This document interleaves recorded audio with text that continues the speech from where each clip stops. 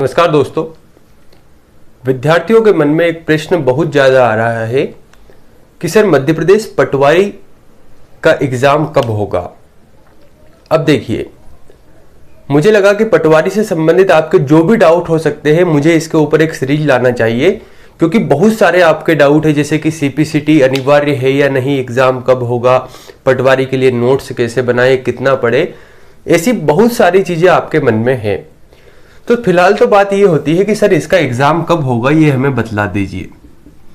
मुझे एक प्रश्न का आप आंसर दे दीजिए, उसके बाद मैं बतलाता हूं कि एग्जाम कब होगा। आपका जो सिलेबस है, इस सिलेबस में है 5 टॉपिक।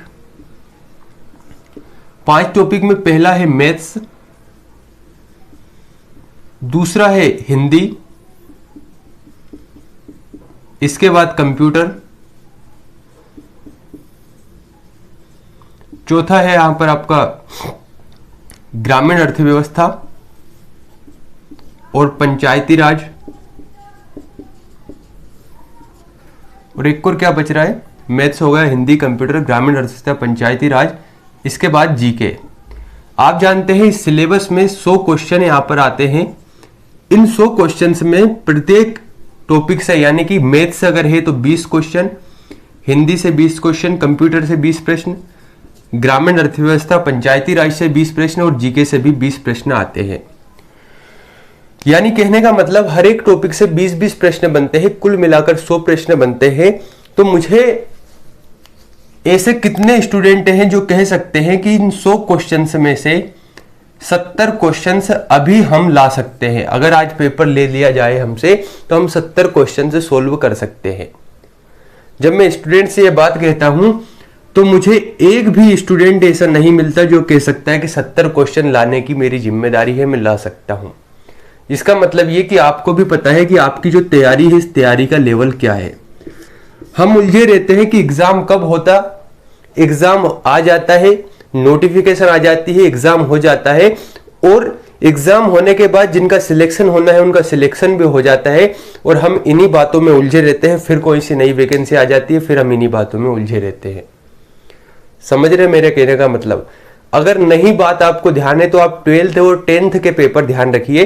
ग्रेजुएशन में तो हालांकि लोग इतने लोड नहीं रहते, लेकिन जब 12th और 10th के आपके एग्जाम होने थे, 12वीं और 10वीं के, तो 12वीं के टाइम पर आप कहते थे यार एग्जाम कब होगा, है ना।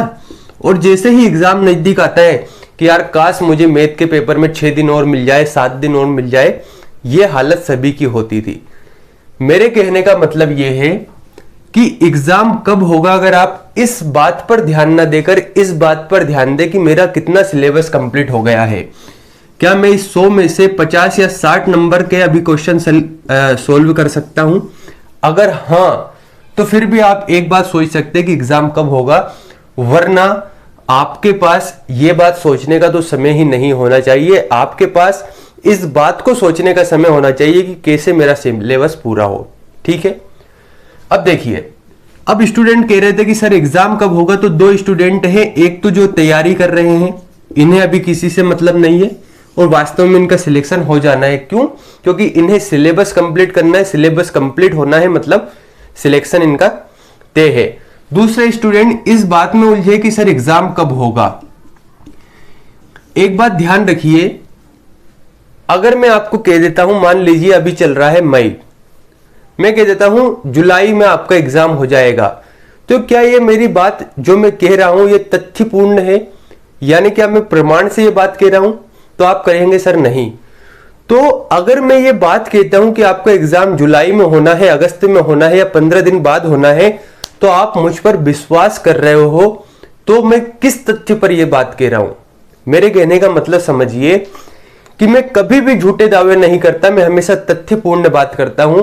मेरे पास फिलहाल इसका कोई प्रमाण, कोई तथ्य नहीं है कि एग्जाम कब होगा। अभी मेरे पास इसका कोई डाटा नहीं है। हाँ, वैकेंसी को स्वीकृति मिल गई है, कभी भी आपके एग्जाम हो सकते हैं, बस ये बात आपको ध्यान में रखना है ना। मान लीजिए मैं आपसे कह देता हूं कि 1 महीने बाद आपका एग्जाम होना है, और एग्जाम नहीं हो उस समय, हो सकता है थोड़े से लेट हो या फिर उससे भी जल्दी हो जाए। मेरे कहने का मतलब ये कि मैं अगर आपको यहां पर मार्गदर्शन दे रहा हूं, पढ़ा रहा हूं, तो मैं हमेशा बात करता हूं तथ्यपूर्ण। प्रमाण सहित बात करता हूं, अन्यथा नहीं। मेरे कहने का मतलब यह है कि मैं चाहूं तो अपने व्यूज बढ़ाने के लिए कह सकता हूं कि आपका एग्जाम अगस्त में होगा, जो भी कोई भी महीना में बतला दूं, लेकिन मैं नहीं चाहता हूं कि आपके साथ या आपके भविष्य के साथ यहां पर छेड़छाड़ की जाए। क्यों? बहुत सारे स्टूडेंट रहते हैं जो इस बात को सीरियसली लेकर तैयारी करते हैं, और जब एग्जाम उस समय पे नहीं होता, उससे पहले हो जाता है, लेट हो जाता है या उस समय हो जाता है, तो यहां पर बहुत सारी चीजें उसके साथ परिस्थिति अलग अलग हो जाती है। तो मेरे कहने का मतलब ये कि इन बातों में उलझे बिना अपनी तैयारी पर ध्यान दीजिए, अपना 100% दीजिए। एग्जाम कभी भी हो, हमें तो बस सिलेक्शन से मतलब है ना, हमें तो सिलेक्शन लेना है। धन्यवाद।